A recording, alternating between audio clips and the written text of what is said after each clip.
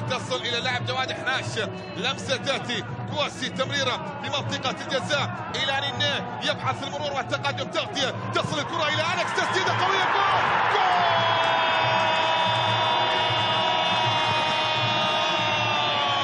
يتراقصون على شواطئ الكوبيكابانا، ينقلون متعة السامبا البرازيلية هنا في ملعب الثاني بالجاسم، بمتعة أهل الكرة، بمتعة أبناء البرازيل.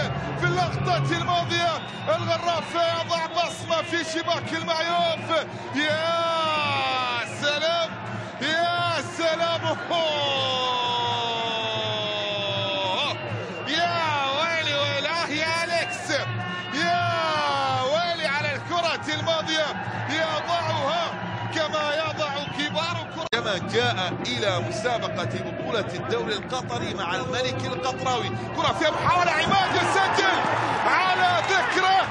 نعم، الزين عن طاريه، الزين عن طاريه، والكرة الماضية عماد يضعها في الشباك ليعلن التعديل لمصلحة الملكي ولمصلحة الراقي في اللقطة الماضية، والمباراة تسير إلى نتيجة التعادل الحاسم. عماد يسجل الكرة الماضية. يا سلام، ارتقاء في غاية الروعة.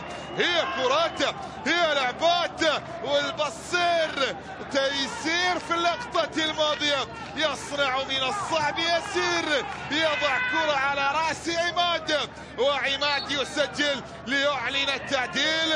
بكرة في القارة الصفراء ومن خلال الفريق الأصفر يبحث سيسي عن رابع أهداف، هدفين في سبهان، هدف في مرمى النصر، تغطيات في مواجهة المعيوف. هنا في الدقيقة رقم 9 من بداية أحداث الشوط الثاني، سيسي جول جول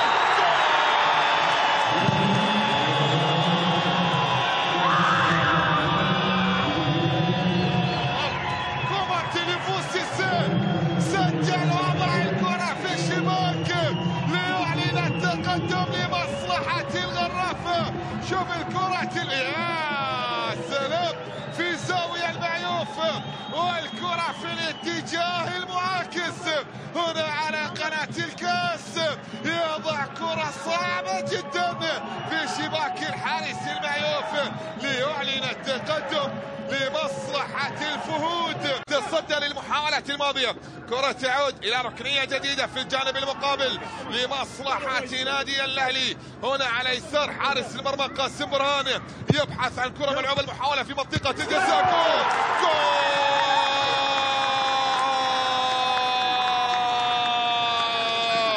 بالكرات الرأسية.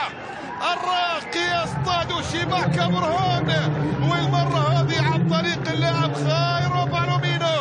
بالومينو يضع الأهلي في نقطة التعديل بعد كرة رأسية ملعوبة اهتزت من خلالها شباك الغرافة. شوف الكرة الماضية، فيكتور أيضا هيأ الكرة براسه على رأس خايرو بالومينو، والكرات العرضية التي دائما ما تشكل معضلة بالنسبة لقاسم برهان تهتز الشباك للمرة الثانية برأسيات بالومينو. خايرو يأتي بخير